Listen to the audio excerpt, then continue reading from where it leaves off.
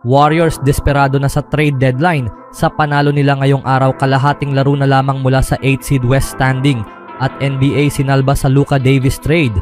Ngunit bago ang lahat, kung gusto nyo ng original shoes, new running shoes, mabibili lamang sa halagang 1,299 pesos.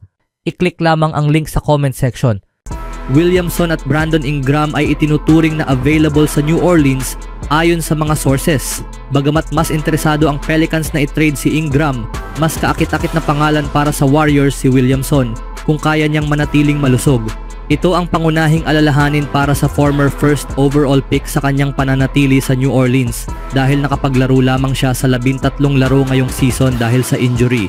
Matapos ang season na ito, may ilang non-guaranteed clauses sa kontrata ni Williamson, pati na rin iba't ibang bonus na maaari niyang makuha batay sa weigh-ins at health checks.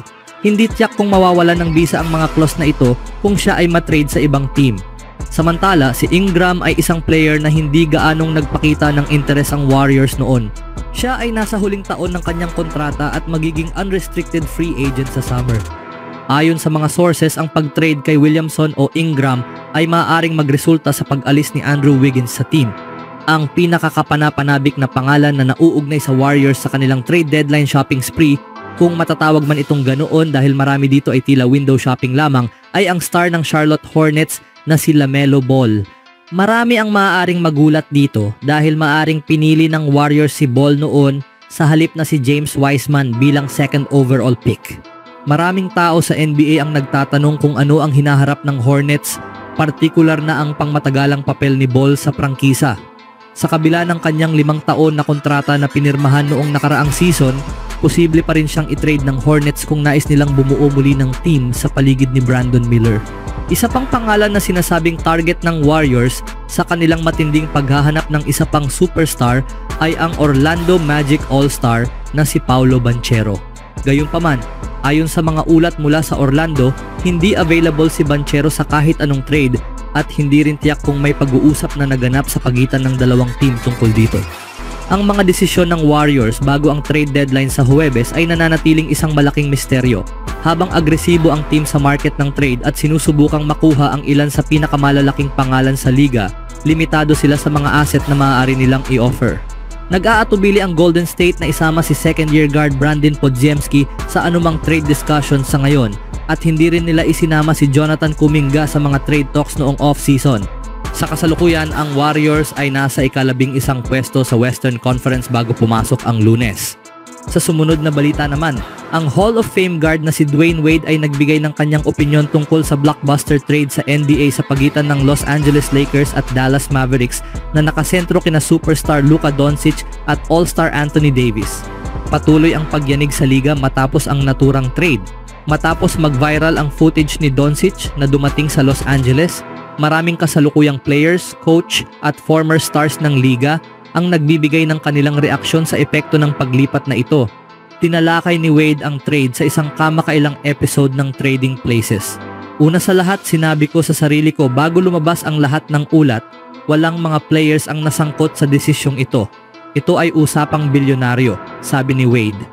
Ito ay mula sa taas. Sa nakalipas na 12 hanggang 15 taon, ang mga players ang nagpasya kung ano ang gusto naming gawin. Pero ngayon, ito ay desisyon ng mga may-ari, mga gobernador, mga bilyonaryo.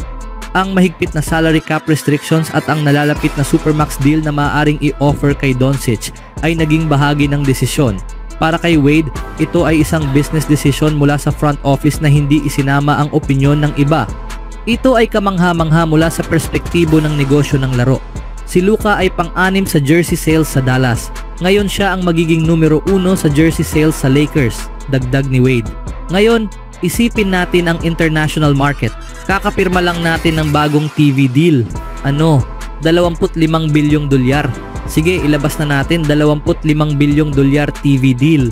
Nasa Los Angeles na ngayon ang nangungunang international player, kaya ang viewership, ang ticket sales, ang buong Europe, Spain, lahat sila ay pupunta sa LA, kaya nakikita ko ito bilang isang business move. Sinasabi ko, ito ay isang napakagandang business decision ng mga bilyonaryo na nagsabi na ito ang gusto nila sa ngayon at ito rin ang kailangan ng liga, pagtatapos ni Wade. Para kay Dwayne Wade, matutunan ngayon ni Doncic kung paano maging mukha ng NBA sa ilalim ng paggabay ni LeBron James. Sa huling balita, sa isang mabagal na simula at mainit na pagtatapos, Warriors panalo sa laban ngayong araw kontra Orlando Magic.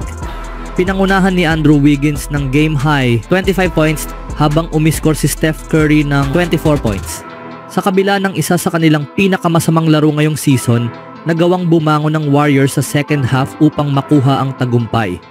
Nakuha ni Wiggins ang unang lead ng Warriors sa laro sa kanilang unang possession ng second half at mula roon ay itinayo ng Golden State ang isang double-digit na lead matapos umiskor ng 39 points sa third quarter, halos kapantay ng kanilang kabuuang puntos sa first half. Gayunpaman, umabot pa sa huling 2 minuto ang dikdikang laban matapos maitay ng Orlando ang score. Sa natitirang mahigit 1 minuto, ipinasok ni Moses Moody ang kanyang pangatlong 3-pointer ng gabi mula sa corner upang tiyakin ang positibong pagtatapos ng extended homestand ng Warriors. Nag-ambag si Moody ng 17 puntos, siyam dito sa second half, habang si Kevon Looney naman ang nanguna sa Warriors sa assists at rebounds.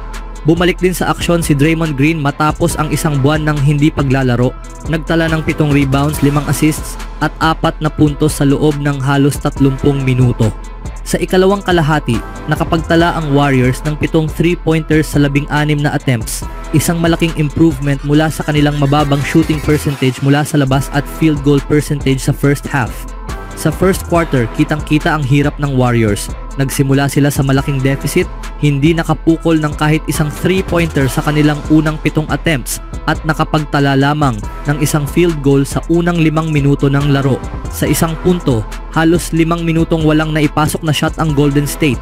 Sa kabuuan ng first quarter, mababa ang kanilang field goal percentage at shooting mula sa 3-point line. Kinailangan pa ng 3 free throws mula kay Steph upang maabot ng Warriors ang mababang punto sa first quarter na siyang pangatlong pinakamasamang first quarter output nila ngayong season.